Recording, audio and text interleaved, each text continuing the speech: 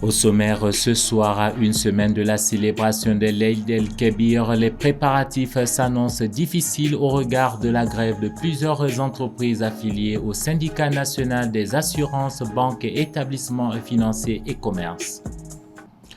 La quinzaine de l'environnement s'est tenue sous le signe de la promotion de l'agriculture biologique et la lutte contre l'utilisation des produits chimiques dans le secteur agricole. En football, dans le cadre de la 4e journée des qualificatifs pour le Mondial 2026, ce lundi, le Burkina Faso va recevoir la Sierra Leone au stade du 26 mars. Les détails dans un instant. Madame, Monsieur, bonsoir. La grève lancée jeudi dernier par le SINABEF, Syndicat national des assurances, banques et établissements financiers et commerces, va-t-elle perturber les préparatifs de la Tabaski? Tout porte à le croire puisqu'à une semaine de la plus grande fête musulmane, les entreprises affiliées à ce syndicat suivent le mot d'ordre de grève aux grandes dames des populations. Soumaïla Fane. Le placement sous mandat de dépôt pour faux et usage de faux du secrétaire général du syndicat des assurances, des banques et établissements financiers Amadou Ba devient une épine dans le pied des Maliens. Suite à son arrestation le mercredi 5 juin, son syndicat a déclenché jeudi une grève de 72 heures. Et depuis, la plupart des stations-service affiliées à ce syndicat sont fermées, à l'image de Total, Shell ou autres. Quant aux banques, à l'exception de la BDM, toutes les autres ont scellé leurs portes. Un mot d'ordre de grève largement suivi et qui intervient en plein préparatif de la fête de Tabaski. L'impact de la grève des banques sur les préparatifs de la fête est très énorme, compte tenu du fait que nous avons besoin des banques pour retirer de l'argent et venir faire nos achats. Donc cela impacte énormément nos préparatifs. Parce que les opérations financières sont liées aux banques. Donc cela pourrait impacter de façon négative les préparatifs en réalité. Je voulais faire un retrait aujourd'hui même pour faire les achats. Donc avec cette grève, je n'ai pas pu faire de retrait. Nous, on fait ce petit commerce-là pour gagner quelque chose. Si la banque est en grève là, donc ça joue pour nous beaucoup même, tu vois. Donc vraiment, on demande à le gouvernement qu'il puisse se comprendre avec la banque pour que les gens puissent avoir quelque chose pour la fête, tu vois. Parce que, tu sais, j'ai une famille à nourrir, tu vois. J'ai ma famille, tu vois. Bon, même j'ai des amis aussi qui sont en train de se plaindre, tu vois, à propos de ces grèves-là. Après un long pourparler entre les hautes autorités et l'UNTM, la centrale syndicale à laquelle est affilié le SINABEF, les lignes n'ont toujours pas bougé concernant la libération de Amadou Ba, a-t-on appris de ses camarades du syndicat qui menacent de poursuivre la grève jusqu'à sa libération. Aussi, en guise de solidarité, le syndicat national de la santé et celui de l'information et l'informatique apportent leur soutien aux grévistes. Mais en réaction à cette menace des banquiers, les deux syndicats des magistrats Sam et Silima disent dans un communiqué vendredi suivre avec une attention particulière l'évolution de cette affaire. Ils invitent donc les magistrats à rester sereins et rassurent que force restera à la loi et que l'égalité de tous devant la justice pénale sera également respectée.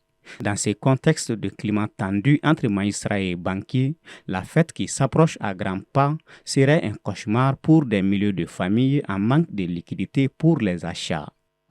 Sur un tout autre plan, l'agriculture biologique était au cœur des échanges entre des experts agricoles ce samedi à Bamako.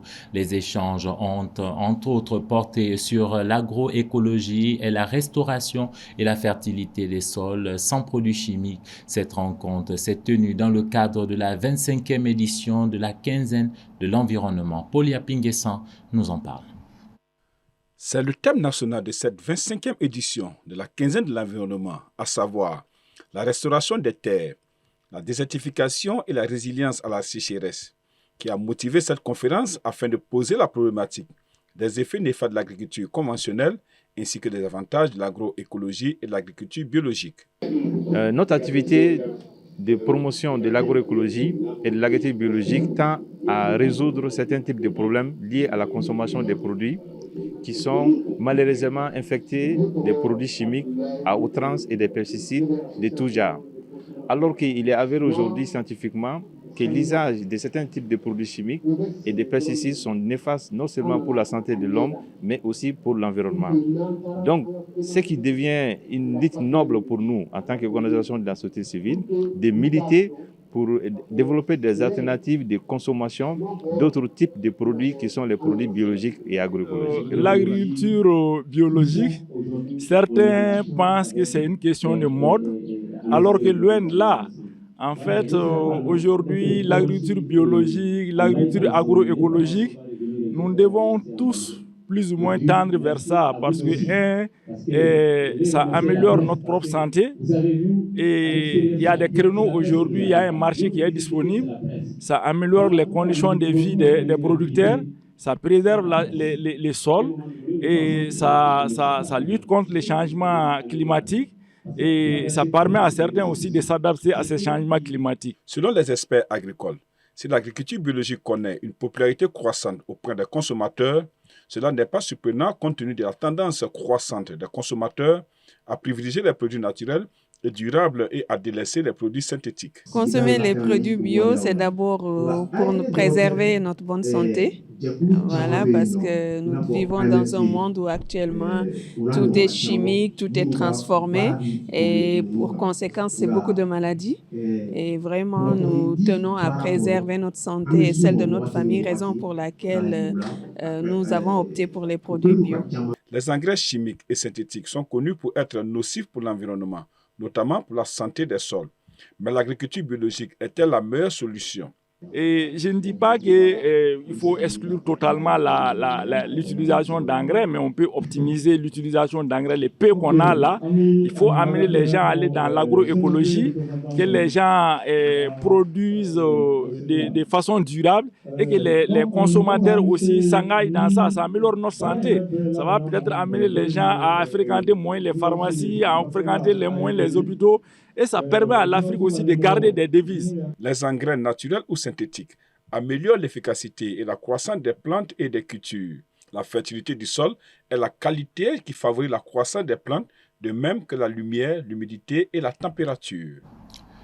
En bref et en images, l'Action pour les droits humains et l'amitié, une organisation de défense des droits de l'homme basée à Dakar au Sénégal, a exprimé le 6 juin dernier sa profonde préoccupation face à la situation alarmante des migrants subsahariens dans les prisons libyennes, algériennes et tunisiennes, actuellement bloqués au Niger. Dans leur politique migratoire durcie, selon l'ONG, le nombre de migrants interceptés en Tunisie est passé de 31 297 en 2022 à 69 963 en 2023. En Algérie, près de 9 000 Africains noirs ont été expulsés et transférés de force par les forces de sécurité algériennes aux frontières du Niger entre début janvier et début avril 2024. À cela s'ajoutent des milliers de migrants bloqués dans des camps de fortune superpeuplés au Niger, exposés à des abus et à des conditions de vie inhumaines. Dans l'actualité sous-régionale, au Niger, la justice a reporté d'une semaine le procès sur la levée de l'immunité du président déchu, Mohamed Bazoum. Elle a siégé hier vendredi suite à une demande de libération introduite par ses avocats. Au Niger, une nouvelle audience s'est tenue hier vendredi 7 juin à la Cour d'État autour d'une éventuelle levée de l'immunité de Mohamed Bazoum pour pouvoir le juger, notamment pour haute trahison. La plus haute juridiction du pays, créée après le renversement de son régime par les militaires, avait renvoyé l'affaire à ce vendredi pour répondre à une demande des avocats du président déchu. À l'entame de l'audience, l'avocat de Bazoum a posé une question préjudicielle sur les compétences de la Cour pour juger l'affaire et le statut de Mohamed Bazoum qui jouit de certains privilèges. Après 3 suspensions pour statuer sur les exceptions soulevées par l'avocat Maître Moussa Koulibaly, la Cour a décidé de juger au fond la demande du ministère public. Les avocats de Mohamed Bazoum ont dénoncé une parodie de justice et se sont retirés du procès. Si son immunité est levée, Bazoum pourrait être poursuivi devant un tribunal militaire, notamment pour haute trahison, complot ayant pour but de porter atteinte à la sûreté de l'État et apologie du terrorisme. Après cette nouvelle suspension, la Cour a décidé de mettre le procès en délibéré jusqu'au vendredi 14 juin prochain. Football, avant de nous quitter, le Burkina Faso disputera sa quatrième rencontre qualificative pour le Mondial 2026 au stade du 26 mars de Bamako ce lundi face à la Sierra Leone. En raison de la non-homologation de leur stade par la FIFA, les étalons burkinabés sont contraints de disputer leur match à domicile hors du Faso. Le Burkina Faso a donc fait le choix de disputer son match au Mali, pays avec qui il entretient d'excellentes relations. Ce choix s'explique également par le fait que les deux pays partagent le même climat, sans compter que le Mali dispose d'un stade répondant aux normes internationales. Actuellement troisième de la poule A avec 4 points. Suite à sa défaite lors de la troisième journée contre l'Égypte, le Burkina Faso n'a pas droit à l'erreur ce 10 juin contre la Sierra Leone, qui est quatrième du groupe A avec le même nombre de points que lui. À noter que les deux sélections sont déjà à Bamako. Point final à cette édition d'information que j'ai pris plaisir à vous présenter. Madame, Monsieur, merci de votre fidélité.